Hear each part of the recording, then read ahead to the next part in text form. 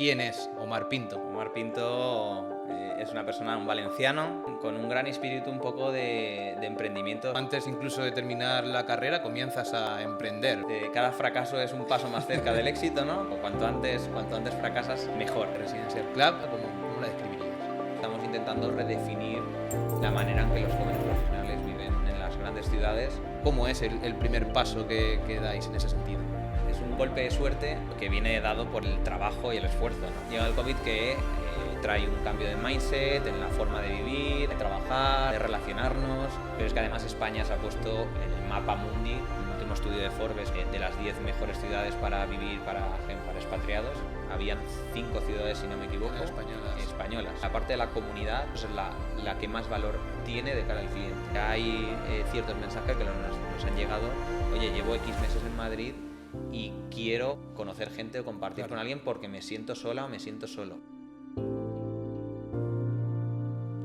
Bienvenidos a este episodio del podcast de Únicas. Hoy nos acompaña Omar Pinto, que es director de operaciones y ventas de Residencial Club. The Residencial Club es una compañía que, para resumirlo, pues se dedica al co-living, ¿no? a esa nueva definición de la manera de vivir de muchos jóvenes y emprendedores, principalmente pues en las capitales más importantes del país. Y bueno, pues hoy vamos a hablar sobre todo de esa marca, de cómo se crea, de cuál es su historia, ¿no? De qué problema ha venido a resolver a esta sociedad y cómo ha ido pues paliando, superando todos esos retos que se han ido dando, ¿no? en el camino. Por lo tanto, bueno, Omar, lo primero de todo quiero darte la bienvenida y agradecerte que hayas decidido compartir este espacio con nosotros. Nada, Juan Carlos, para mí es un gusto. También agradeceros un poco que contéis con nosotros para contar nuestra experiencia, para contar un poco el camino que estamos construyendo también de vuestra mano y de abrirnos, bueno, las puertas de vuestra casa aquí y conocer un poquito de cerca todo el proyecto de Únicas. Muchísimas gracias, Omar. Como todos sabéis y hablamos ya en ese episodio 0 de este podcast, el sentido que hemos querido darle es descubrir no solamente marcas únicas, sino personas también únicas que están detrás de cada una de esas marcas que descubrimos y con las que tenemos el gusto de trabajar, ¿no? Por lo tanto, pues para arrancar, quiero que nos cuentes un poco quién es Omar Pinto. ¿Quién es Omar Pinto? Omar Pinto es una persona, un valenciano, que estudia ADE, Administración y Dirección de Empresas. Todavía el plan antiguo empezando, así que ya alguno que tiene alguna edad. Te tocó la adaptación al grado, ¿no? Me tocó la adaptación al grado todavía, así que la sudadera me quita años, tengo alguno más. Y bueno, con un gran espíritu un poco de emprendimiento siempre desde joven. También mi padre ha sido empresario, ha tenido varios negocios toda la vida. Yo nunca he tenido una profesión a la que dedicarme de forma muy clara, ¿no? En ese sentido. Por lo tanto, siempre me he orientado en el de crear y construir soluciones, ¿no? que ayuden a alguien en ese sentido. Y desde bien temprano, antes incluso de terminar la carrera, comienzas a emprender, ¿verdad? Sí, dicen que cada fracaso es un paso más cerca del éxito, ¿no? Pues justo, cuanto antes fracasas, mejor. Entonces sí, antes de terminar la carrera, con 21 o 22 años, ya con un compañero de la carrera, como te digo, esa energía interior, esa fuerza interior de emprender, de crear, pues encontramos un negocio por internet de pujas que estaba funcionando muy bien en Reino Unido, que lo quisimos trasladar aquí a España, y la verdad es que bueno, fue un ejercicio de un aprendizaje muy grande. Todo lo que no te enseñan en la universidad lo tienes que aprender a la fuerza, ¿no? De alguna manera, desde abrir una empresa, desde todo el proceso administrativo, el registro de la marca, incluso el concepto totalmente creativo, ¿no? De la marca. Me acuerdo que por esa época, pues estamos hablando de que esto sería 2012 o por ahí. No era tan fácil como ahora, que de momento te armas una marca con el Canva. Exacto, bueno, hacer una web no era lo que era a día de hoy, ¿no? Que la inteligencia artificial te monta en 5 minutos una página web, entonces Pero bueno, tuvimos un proceso creativo, de hecho teníamos diseñado todo lo que es la web, el sitio, la plataforma, nos faltó ponerlo en marcha, ¿no? Que es al final, nos faltó experiencia, nos faltó conocimiento, nos faltó algo de capital, Claro. porque éramos muy, muy jóvenes, teníamos mucha ilusión, pero nos faltaba mucho de otra cosa. Pero un poco aquí como dato y como anécdota que está muy chula, dentro del proceso creativo estuvimos buscando un nombre para el proyecto y en 2012 era el pleno boom de Lady Gaga, era esa época donde el Poker Face, donde Lady Gaga era la artista, ¿no? Que venía de Estados Unidos marcando tendencia y de hecho buscando por Google y haciendo una pequeña búsqueda era el término más buscado en el año 2012, Lady Gaga en Google, era la palabra más buscada, ¿no? En el buscador.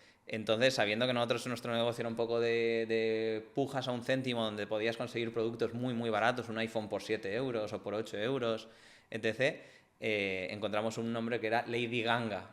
De tal manera que un poco hacíamos un juego de palabras y ganábamos un poco esa visibilidad, ese número de búsquedas que incluso hasta por error podían llevarnos un poco a nuestra web. Bueno. Y bueno, fue un aprendizaje, como te digo, de lo que nos enseñan en las clases. Y ese proyecto no llega a ejecutarse finalmente, como comentaba, porque al final, pues 21, 22 años, los recursos no eran quizá que todos los necesarios para lanzar una empresa al mercado. Sí, me acuerdo que de hecho lo que más nos costó en ese sentido era desarrollar toda la plataforma, porque era una lógica de pujas, que no era una plataforma donde pongo una foto y un texto en plano.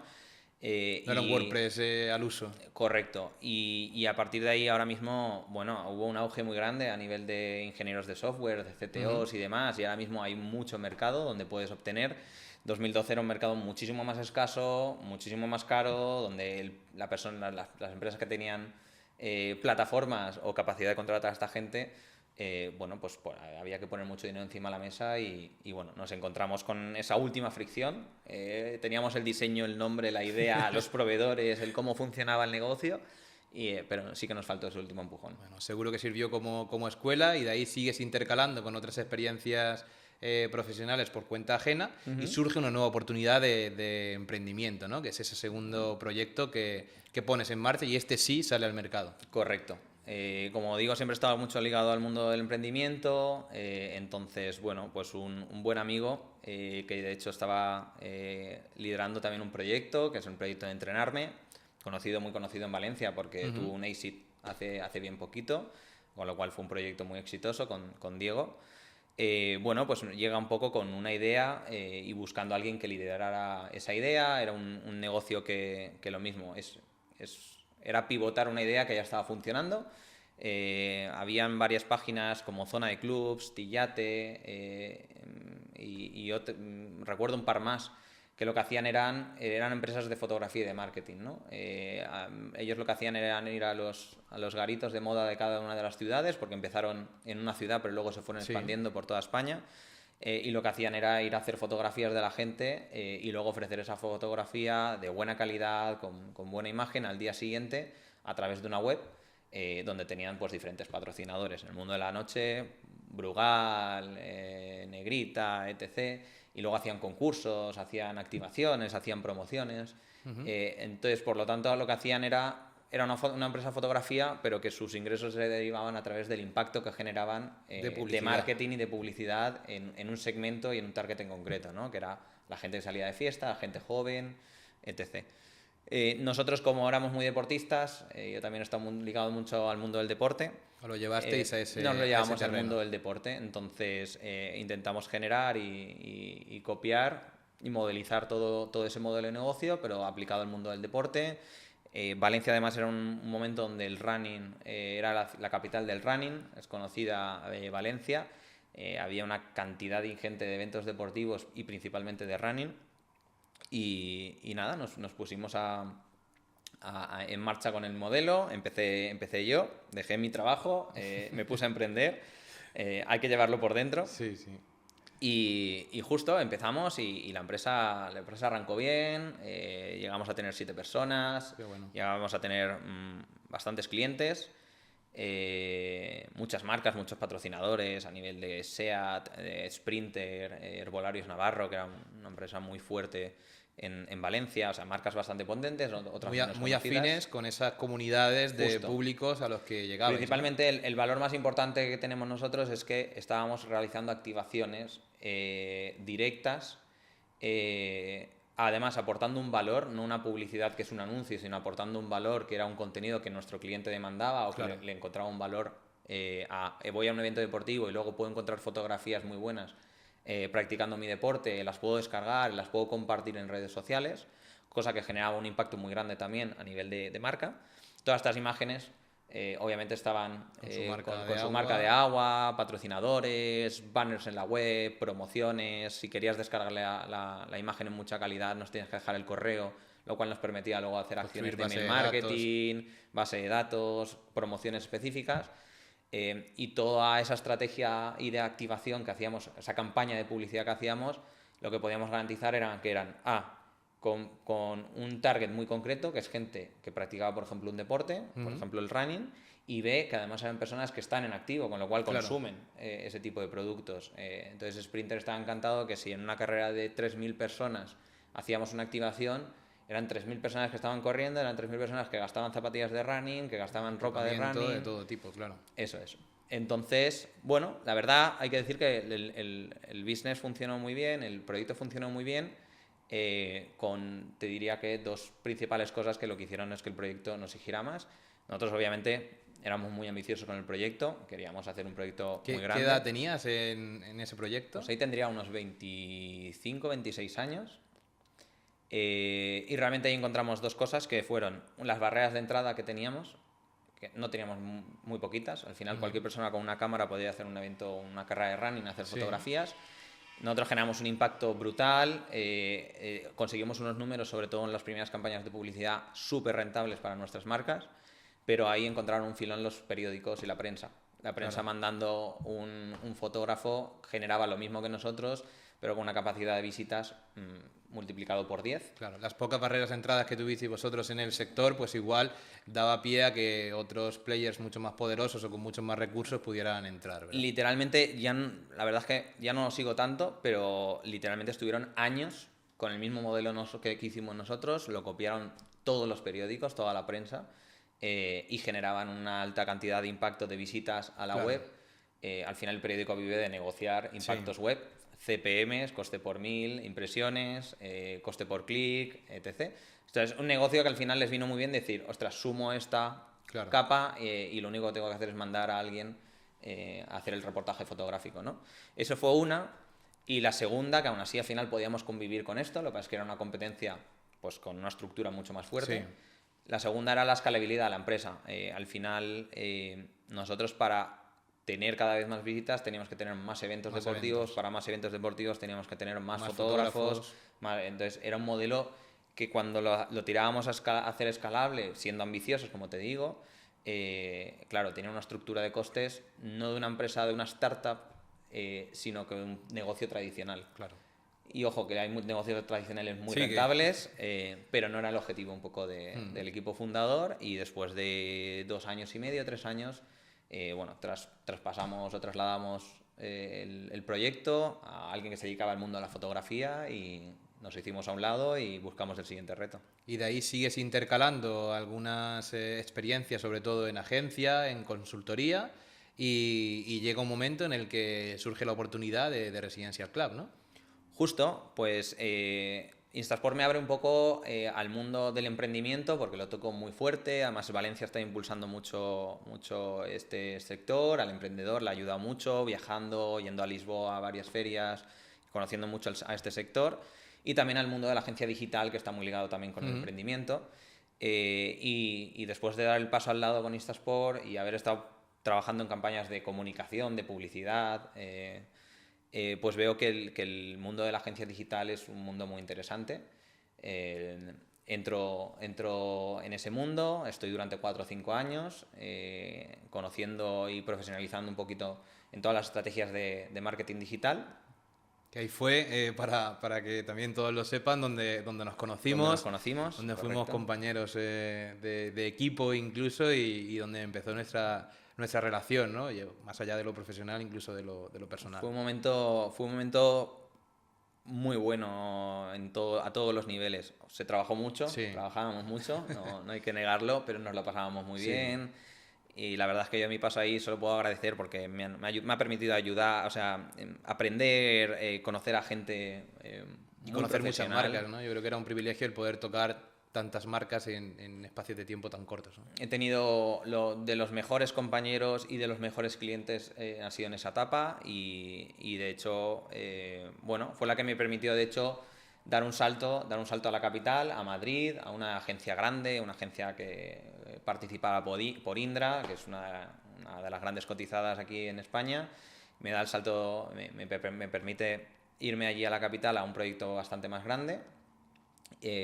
Y un poco en ese proceso es donde yo empiezo a acercarme al proyecto de Residential Club. The Residential Club es un proyecto que nace en 2019, que yo conozco desde el inicio, pero que hasta 2022 yo no termino de incorporarme profesionalmente o activamente al proyecto. Y antes de entrar en la historia de Residential Club, yo he intentado definirla o describirla al principio en una frase, pero si tuvieras que describirla de forma breve para que todos los que nos escuchan puedan conocerla, ¿cómo la describirías? Bueno, pues realmente The Residential Club lo único que está haciendo es entender las necesidades ahora mismo que hay en el mercado, sobre todo en un target en concreto, que es el joven profesional, donde ahora mismo estamos los dos, nos enmarcamos los dos, ¿no? Esa persona de entre 25 y 35 años que todavía pues, está trabajando por construir su carrera profesional. Entender un poco qué necesidades, entender el contexto en el que están y adaptar un producto inmobiliario, un producto residencial que se adapte mejor a sus necesidades, ¿no? Entonces, un poco, antes lo has dicho muy bien, ¿qué hacemos? Siendo muy ambiciosos, estamos intentando redefinir la manera en que los jóvenes profesionales viven en las grandes ciudades, muchas veces que viene un cambio motivado de cambio de ciudad por motivo profesional. ¿No? O sea que se ve que existe esa necesidad en el mercado y se decide poner en marcha este proyecto allá por 2019. Y cuéntanos un poco cómo fue el descubrimiento de esa necesidad en el mercado y cómo se crea The Residential Club. Pues mira, te voy a contar un poco historia contada, porque esto no viene directamente de mí, pero al final son casualidades de la vida. Al final este proyecto lo fundan 3 personas, que es Nicolás López, el CEO fundador, Alejandro Moya y Pau San Juan. Y principalmente todo esto viene casi pues por el camino personal un poco que lleva Nico en su trayectoria. Él sale muy jovencito de España, con 23, 24 años, recala por Estados Unidos en una primera etapa profesional y tiene la oportunidad al final de acabar en una gran cadena hotelera en España, que estaba operando tanto en México como en Punta Cana. Y allí conoce un poco el sector, ¿no? El sector hospitality, el hotelero, en este sentido. La verdad es que he estado unos años con una experiencia profesional muy buena allí, pero al final un poco todo el mundo, la tierra, ¿no? España tiene una calidad para unas cosas muy buenas, para otras no tanto, pero sí que él tenía en mente el querer volver y más o menos por 2019 decide dejar aquello y volverse. No sin antes pasar por Silicon Valley, porque él quería volverse, pero tenía muy claro que quería emprender. Antes de ponerse a trabajar por cuenta ajena para otra persona, él quería probar con esto de montar algo, ¿no? Crear algo, liderar algo que pudiera hacer crecer. Y decide visitar Silicon Valley para empaparse, ¿no? Inspirarse, conocer, al final sabemos que es la cuna del emprendimiento. Sí. Yo creo que si todos tuviéramos la oportunidad de ir, estar por allí una temporada, creo que cambia el mindset, ¿no? que podemos tener. Porque allí la gente tiene un foco muy fuerte al creer en la idea, en construirla y en sacarla adelante. Y entonces, bueno, tuvo una experiencia por allí de algunos meses.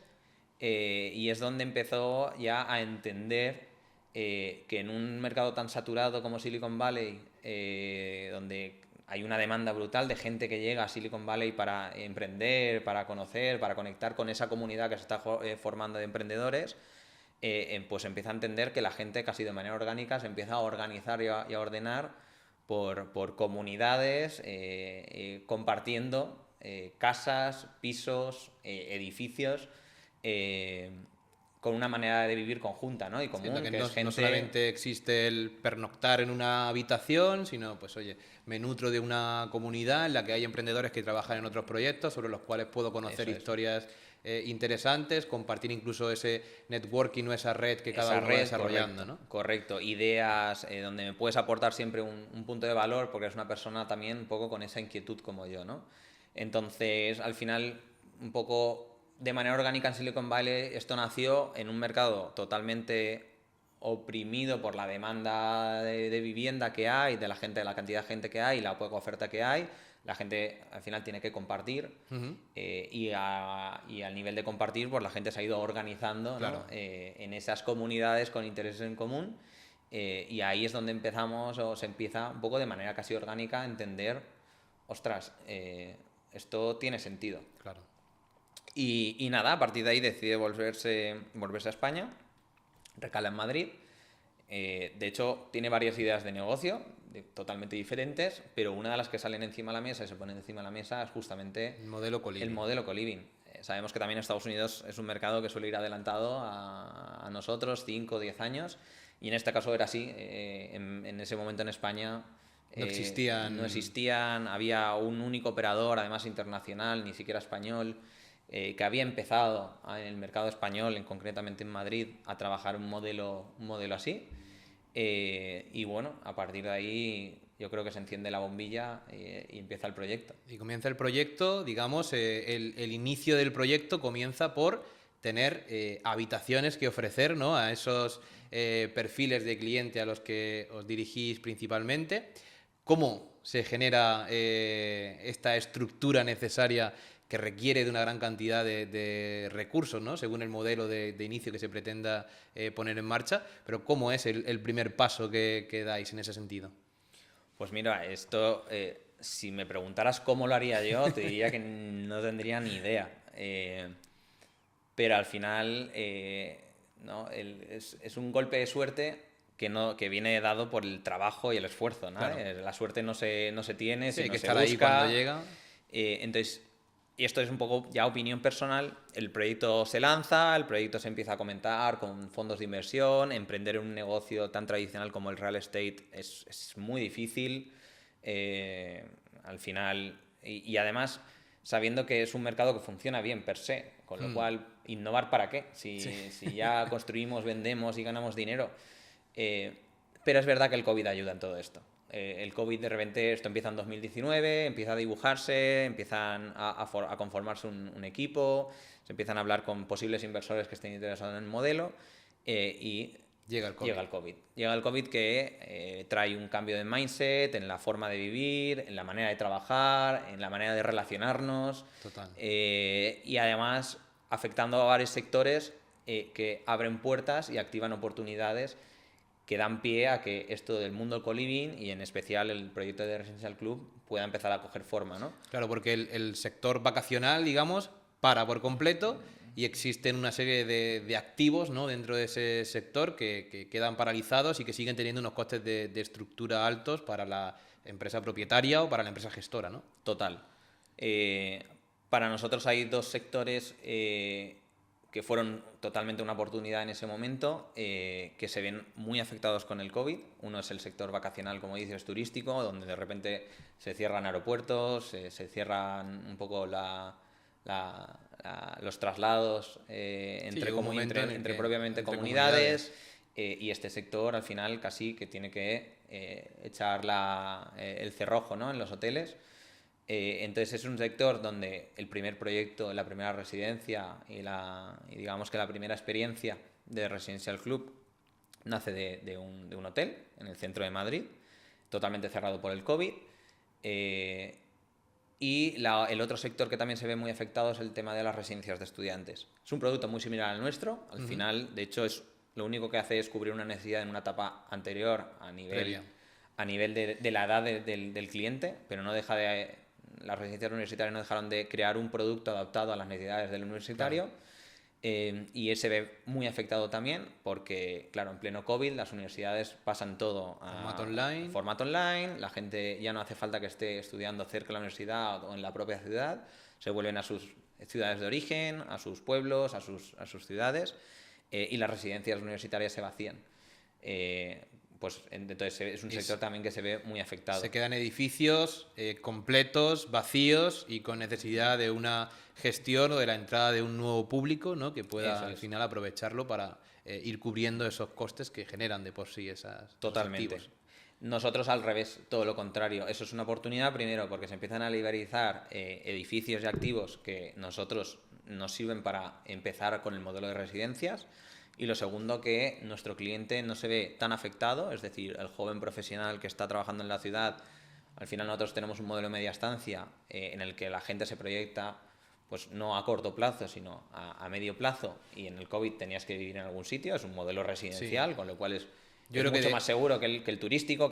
De hecho se fortalece, ¿no?, de cierta forma, porque abre a muchas empresas que de forma tradicional pues han exigido la presencialidad, abren a ese modelo de teletrabajo, de formato híbrido, y por lo tanto permiten una mayor movilidad de los profesionales, ¿no? Justo. Entonces, lo que te digo un poco ahí que te decía es, la propia demanda que ya tiene una ciudad a nivel residencial a nosotros no nos afecta negativamente. La gente tiene que seguir viviendo en una casa más allá que esté confinado o haya COVID.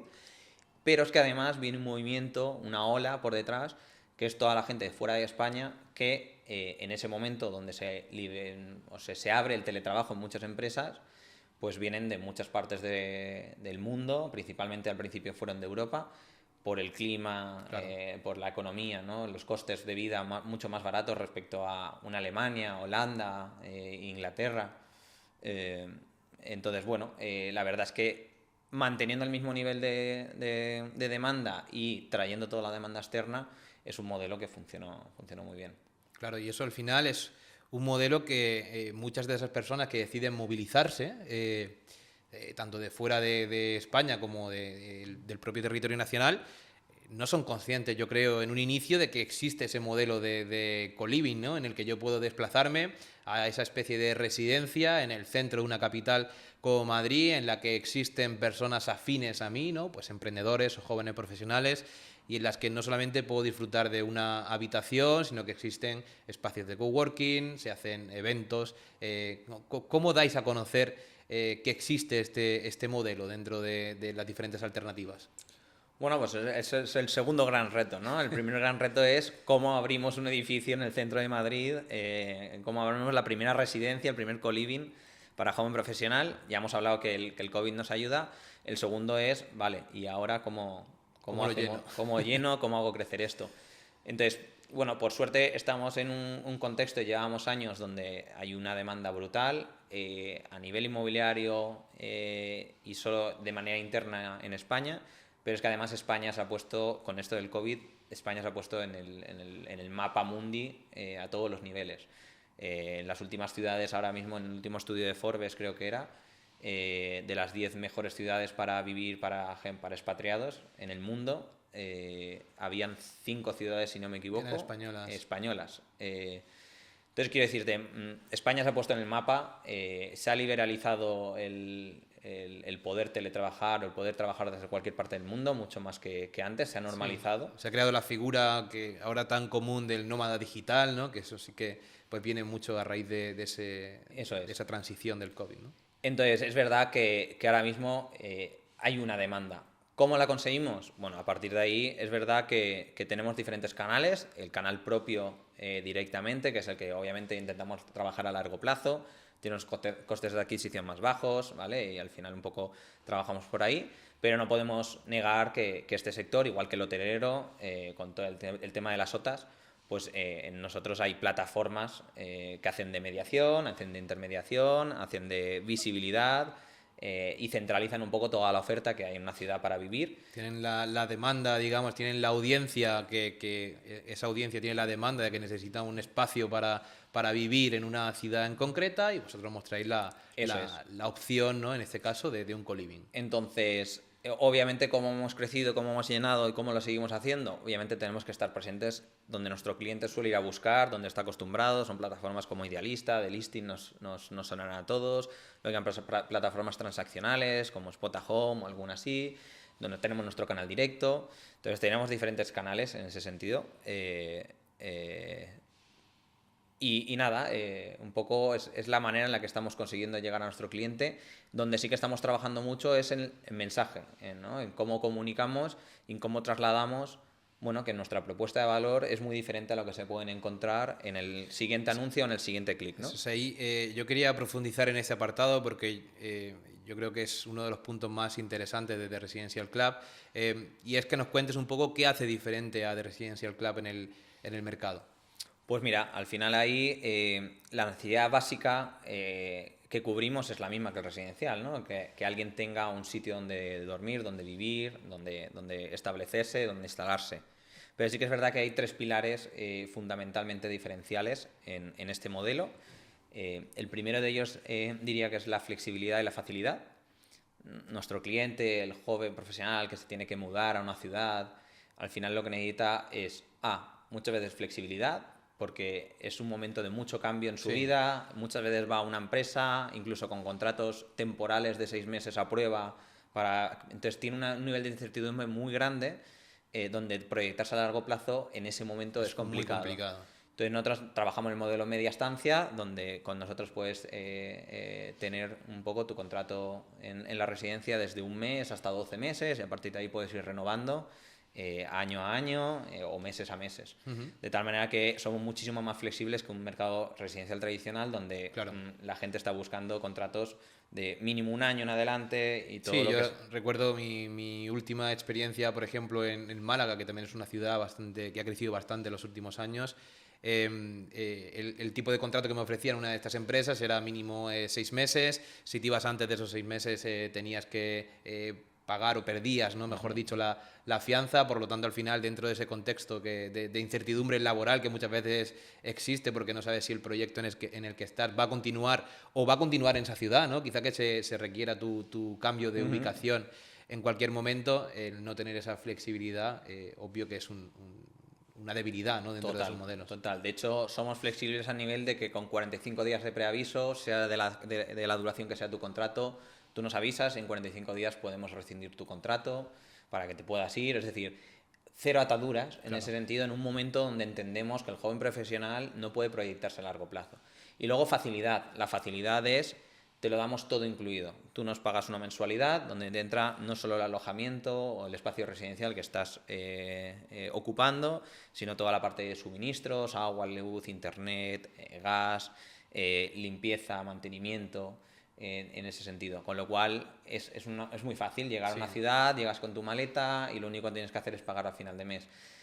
No tienes que estar dándote de alta suministros, dándote de alta, gestionando, negociando. Es un proceso totalmente administrativo que nuestro cliente no tiene que hacer. Entonces te diría que ese es un principal pilar muy diferencial con el residencial. El segundo de ellos, un poco te diría que es la parte de comunidad, ¿vale? En ese sentido. ¿Por qué? Porque al final estás yendo a vivir a un sitio donde vas a encontrar a gente como tú, ¿no? Nosotros al final, normalmente, las residencias las construimos en edificios residenciales, donde al final todas las personas que viven en el edificio es gente entre 25 y 35 años. O sea, hay una afinidad entre los diferentes perfiles, que entiendo que para esto tenéis algún sistema de filtrado, ¿no? Porque si no, pueden entrar personas que no sean tan afines y romper un poco ese sentido de la comunidad. Correcto. Entonces sí que ahí intentamos perfilar muy bien al cliente que entra en cada comunidad. Incluso estamos ya subsegmentando tipologías de perfil para cada una de las residencias. Es decir, tenemos un tipo, un target objetivo, gente profesional, que esté entre 25 y 35 años, pero luego sabemos que luego en cada residencia, según localización, según el barrio, según la ciudad, también empezamos a terminar de segmentar un poco el tipo de perfil, ¿no? Donde hay residencias que encuentras un perfil igual un poco más joven, que está iniciando la etapa profesional, y hay otros que también mucho por ubicación, por pricing, encuentras una edad media más en los 30, 32, 33 años, que es un público ya más asentado, que busca una zona más premium, Claro. un activo más premium, unas calidades más premium, sin que le pese tanto la parte del precio, ¿no? Por lo tanto, ahí no solamente lo diferenciáis en esa parte del público, sino que también los propios espacios están configurados de manera que fomenten ese sentido de la comunidad, ¿no? Justo, entonces ahí te diría que de los 3 pilares estamos hablando de comunidad, pero esto me hila con el tercero y si quieres los podemos hablar conjuntamente. El tercero es el adaptar los espacios residenciales a esta nueva forma de vida, ¿no? ¿Qué es lo que tienen en cuenta en una residencia? Más allá de su unidad privada, que pueden ser habitaciones con baño privado, puede ser un estudio totalmente independiente o puede ser, incluso ya tenemos apartamentos de una habitación, que digamos que sería la mayor categoría que tenemos a día de hoy. Todo eso está soportado con zonas compartidas y zonas comunes dentro del edificio, dentro de la residencia, que principalmente las diferenciamos en 3 tipologías.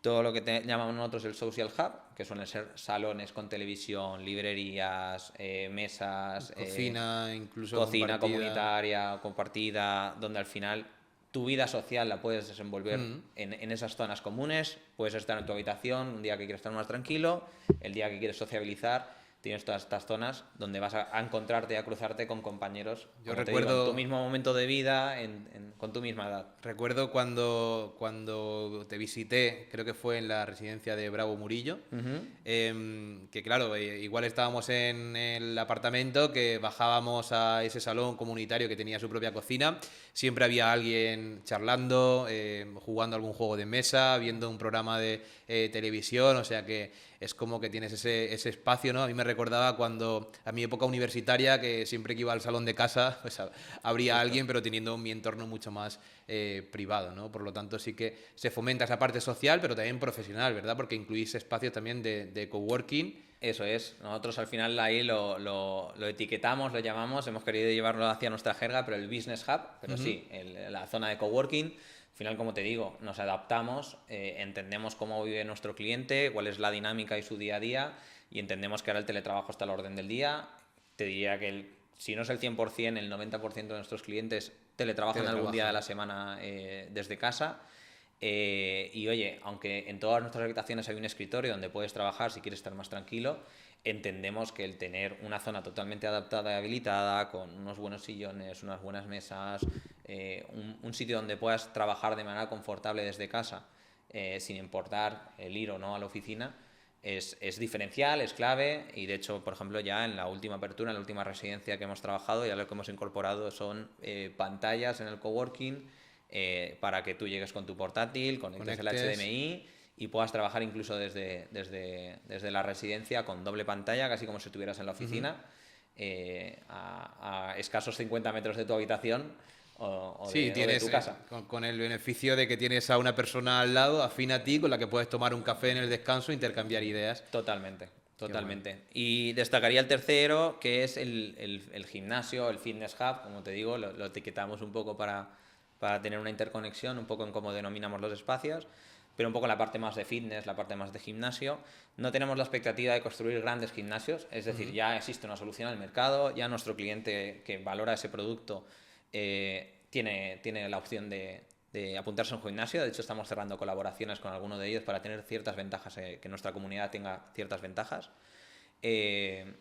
Pero sí que entendemos que tiene que haber una zona habilitada para el entrenamiento multifuncional. El mantenimiento de esos hábitos saludables, un poco que acompañan la vida. Eso es, porque sabemos que nuestro cliente es activo, y en ese sentido pues sí que tenemos que tener un sitio adaptado, pues con algo de peso, unas esterillas, una zona un poco adaptada. Incluso ya estamos valorando el meter un entrenador personal que vaya 2 o 3 veces a la semana y que podamos conformar algunas clases dirigidas. Al final son incluso acciones que muchas empresas ya están poniendo en marcha dentro de sus propias instalaciones, con áreas deportivas, con entrenadores personales, siendo conscientes de que la salud, ¿no? O los hábitos saludables de los empleados son importantes para la compañía. En este caso, pues para un perfil que esté teletrabajando puede disfrutar de esos mismos beneficios como dices, a escasos metros de su habitación. Y es una manera más de sociabilizar de los jóvenes, el ir al gimnasio, el practicar un deporte. Claro. Tenemos un proyecto muy chulo ahora. Hasta ahora hay muchos proyectos que no hemos tenido que ir poniendo en marcha, primero de manera escalonada, porque no puedes abarcarlo todo de golpe, y segundo porque el volumen en muchas veces es clave. Hemos abierto en los últimos 6 meses 3 nuevas residencias, hemos crecido mucho volumen y esto nos está permitiendo ya con este volumen empezar a poner en marcha proyectos como el club de running de Residential Club, el equipo de fútbol. Hace 2 semanas, escasamente 2 semanas, montamos el primer Open de pádel de Residential Club, donde estuvimos un sábado por la tarde jugando un torneo de pádel entre las diferentes residencias y luego tuvimos un pequeño after work con unas cervezas. O sea, que entran en juego, yo creo que 2 factores fundamentales de una comunidad, que por una parte es la marca o la identificación con una marca, que ahora entraremos en ese punto, y la parte de eventos, ¿no? En el que fomentas esa socialización, mucho más allá de tener un espacio compartido, sino de darle un uso común a ese espacio compartido y esa conexión con sentirme parte de una comunidad y parte de una marca, ¿no? Justo, entonces, un poco por hilar fino con lo que dices, me habías preguntado qué 3 cosas diferenciaban, bueno, qué cosas diferenciales teníamos, un poco tiene nuestra propuesta de valor. Y hemos hablado de la facilidad y flexibilidad, habíamos hablado de la comunidad, que estamos entrando en detalle, y habíamos hablado de la adaptación a las necesidades, al espacio, de que tengan esos espacios que no van a encontrar en un piso residencial tradicional o en un concepto diferencial. Entonces, te diría que estos son los 3. Llegando a darnos cuenta que la parte de la comunidad para nosotros es la que más valor al final tiene de cara al cliente. Claro. Principalmente porque nos estamos dando cuenta de que muchas veces el cambiar de ciudad, el primer problema o el problema a corto plazo que tiene la gente es dónde vivo. Pero el segundo gran problema es cómo construir de nuevo mi círculo social. Entonces, literalmente, y esto es una práctica que hacemos internamente a veces, cuando nos llegan mensajes impactantes, porque para entrar a vivir con otros tienes que rellenar un formulario y una de las preguntas que hacemos es ¿por qué quieres entrar a vivir en The Residential Club?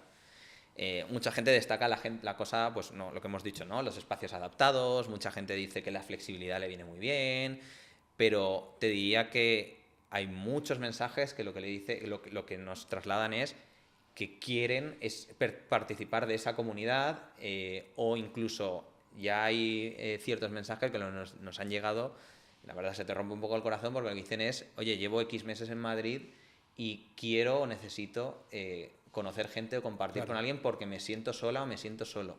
Literal, esto ha pasado y de hecho, como te digo, hay ciertos mensajes que los trasladamos a los empleados para que sean conscientes de que, oye, que sí, que damos habitaciones bonitas para que la gente llegue y tenga una cama para dormir. Sí, pero que hay un trasfondo a medio plazo, a largo plazo, que estamos cubriendo, que es que en la sociedad más conectada, hiperconectada del mundo, donde con un clic, con cualquier red social puedes acceder a un perfil de una persona, la gente es donde mayor porcentaje, y esto es real, los jóvenes nuevos ahora es el target donde más solos se sienten, donde más soledad, momentos de soledad perciben, ¿no? Y creo que este concepto de debe estar dentro de la misión de vuestra compañía para que pues todas las áreas empujen, ¿no? hacia cubre esa necesidad. Y además tampoco queremos cubrirla a largo plazo. Tampoco tenemos la expectativa de que nuestro cliente se tire 5 años viviendo con nosotros. Tenemos muy claro que uno de los valores es que la gente aterrice en un sitio donde vivir, que lo haga con un espacio totalmente adaptado, que conozca, que construya su círculo social, y sabemos que cuando esas etapas se hayan quemado, llegará un momento en el que a los 6 meses, al año, a los 2 años, esa persona decida, oye, pues mi círculo social ahora es este y decido irme a vivir aquí, o encontrar una pareja y me voy aquí, o mi trabajo cambia y me voy a otro sitio. Claro. Pero todas esas etapas, más o menos, son etapas muy relevantes y que nos damos cuenta que cubrimos con este proyecto. Y ahí tocamos un punto, oye, pues me sale un proyecto en otra ciudad, decido mudarme y eso pues también entra dentro de vuestro plan de expansión, ¿no? Ya tenéis edificios en Málaga, otra ciudad que ha crecido bastante en cuanto al nivel de empresas y proyectos de emprendimiento se refiere en los últimos años y se plantea seguir abriendo ciudades en ese plan de futuro, ¿no? Correcto. Al final ahí la ambición un poco que tenemos es hacer un proyecto grande. Creo que el nombre refleja el ADN de la empresa. El ADN de la empresa está, o sea, obviamente pasa por coger un edificio, redefinirlo, redimensionarlo, readaptarlo, generar esos espacios comunes que hemos hablado y ponerlo en el mercado de una manera mucho más adaptada a este target. Y que luego ellos puedan vivir y puedan generar un poco su experiencia, sus pasos, y al final creamos historias, ¿no? Es un poco una parte del camino de mucha gente y eso nos hace ilusión. Pero al final en el ADN de la marca creo que viene del nombre, el club, ¿no? Para nosotros siempre es club. Y al final nuestro objetivo es crear un club residencial donde la gente pueda moverse de ciudad en ciudad. Estamos hablando de que el plan de expansión pasa primero por España, pero ojalá nuestra expectativa y nuestro objetivo ojalá se pueda dar es también a nivel internacional. Y es que, bueno, pues hasta que yo decida sentarme en un sitio donde vivir, donde quiera tener mi casa, donde me quiera comprar, hipotecar, echar raíces, sí, y esto cada vez se está retrasando más, sí. ¿No? Antes era a los 25, luego a los 30, estamos viendo que a los 35, a los 40 es cuando empieza a pasar. Toda esa etapa previa, pues oye, si tengo la flexibilidad de hacerlo y lo puedo hacer en un sitio con el que he conectado, en una comunidad con la que he conectado, ya sea sé que estoy viviendo en Madrid, que estoy viviendo en Málaga, que es los dos sitios donde tenemos. Próximamente esperamos poder anunciar ya Valencia y Barcelona. Y bueno, a futuro, pues si lo hacemos internacional y me puedo estar en Lisboa y puedo estar luego en Londres y puedo estar luego... Bueno, pues es un concepto, la verdad es que si resolvemos o damos una solución durante 10 años...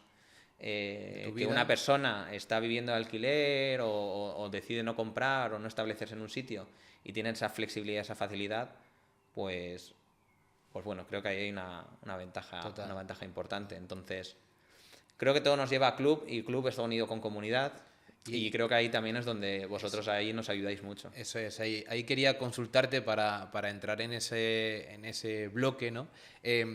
¿Cómo es entrar en esa comunidad, ¿no? ¿Cómo hacéis para que el usuario sienta la marca desde el primer día, sienta que está entrando a formar parte de esa comunidad? Bueno, pues a partir de ahí hay mucho trabajo por nuestra parte.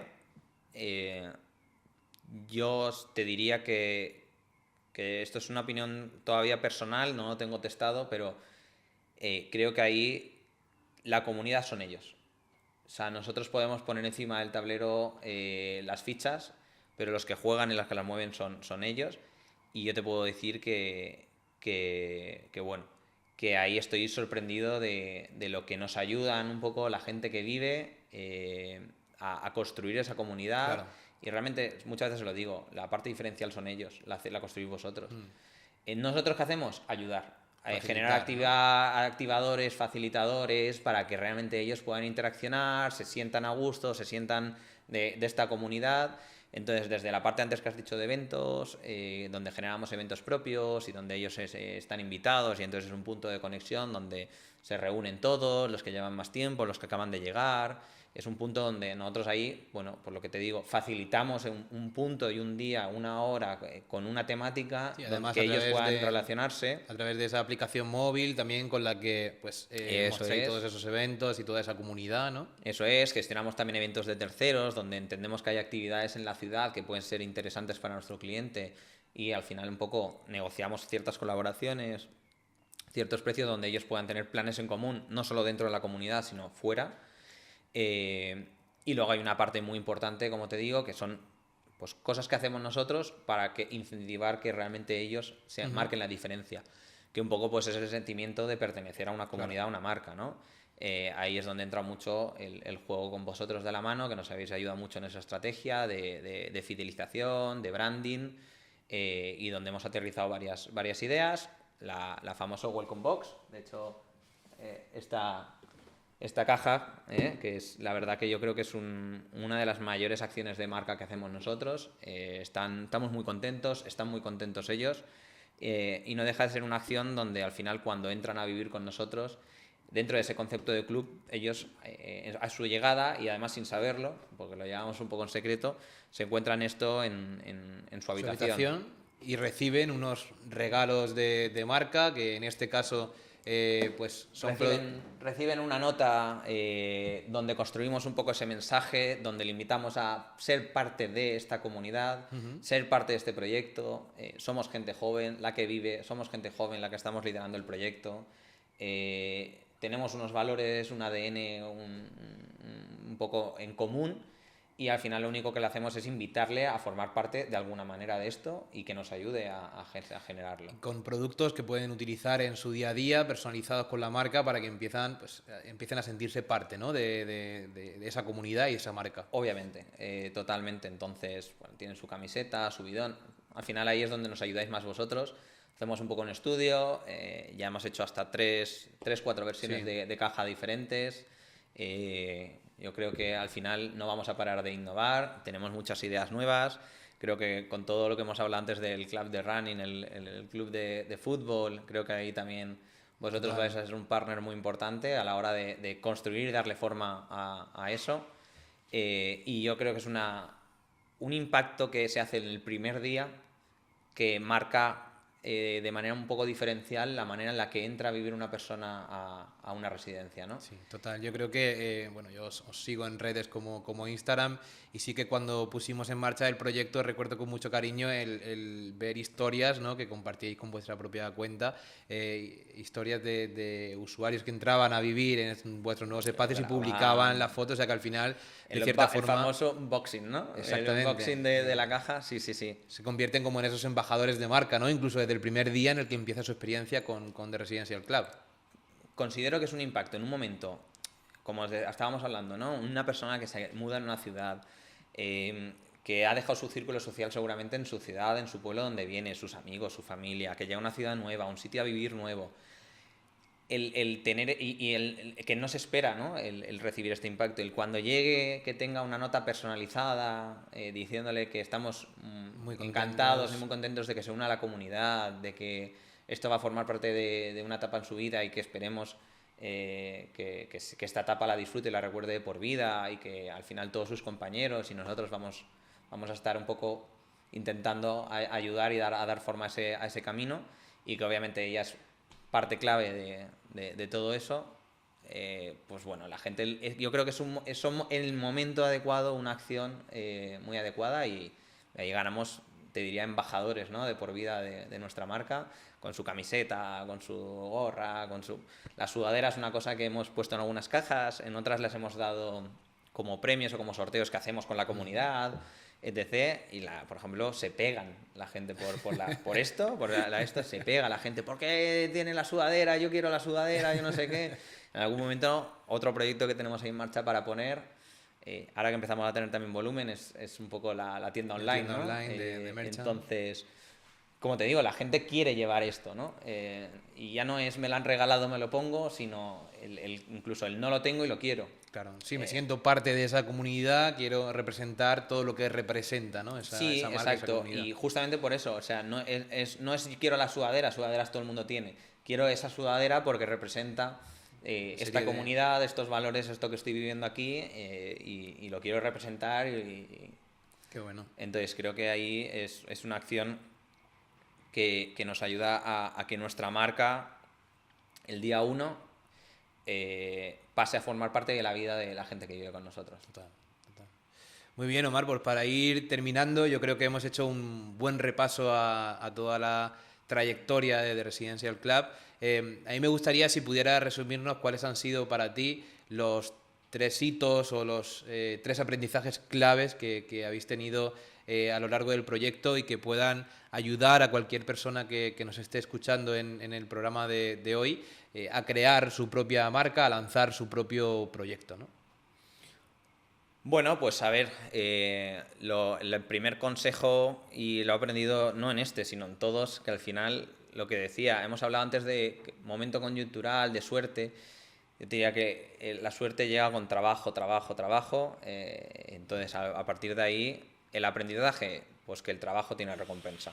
Sí, que cuando la suerte llegue, tu trabajo tiene que estar hecho, ¿no? Eso es. El momento de suerte llegará, pero tiene que estar el trabajo hecho. Entonces, bueno, yo creo que eso es el mensaje más típico que se da, pero es que lo creo en él, ¿no? Entonces, en ese sentido, es el principal.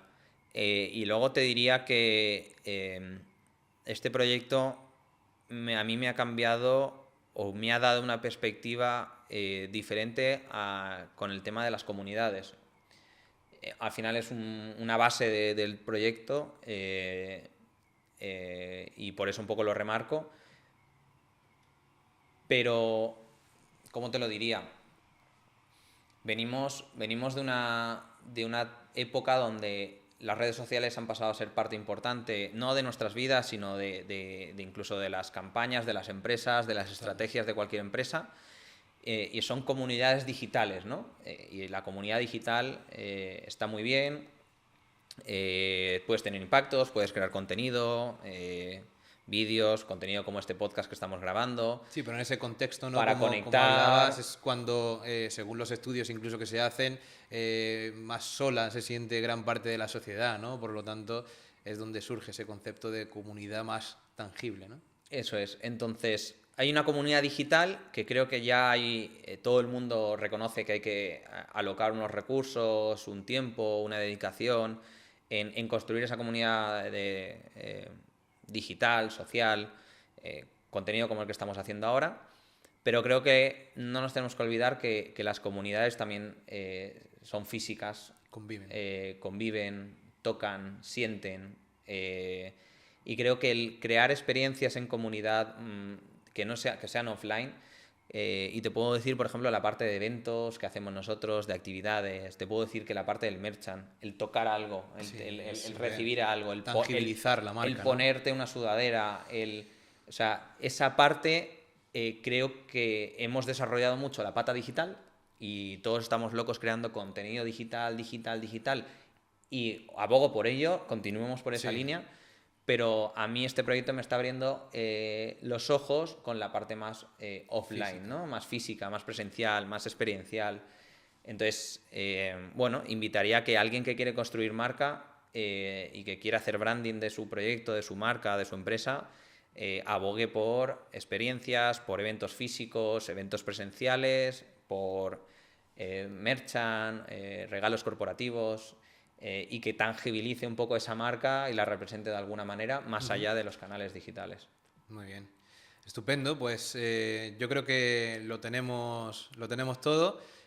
Muchísimas gracias, Omar, por contar tu historia, por contar la historia de The Residential Club.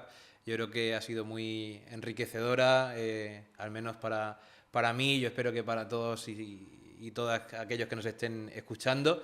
Y nada, os esperamos en el próximo episodio que estrenaremos la próxima semana y esperemos que hayáis disfrutado de este espacio de tiempo. Muy bien, pues nada, Juan Carlos, un placer. Y ahora creo que toca la cerveza, ¿no? After work. After work. Venga. Bien, gracias.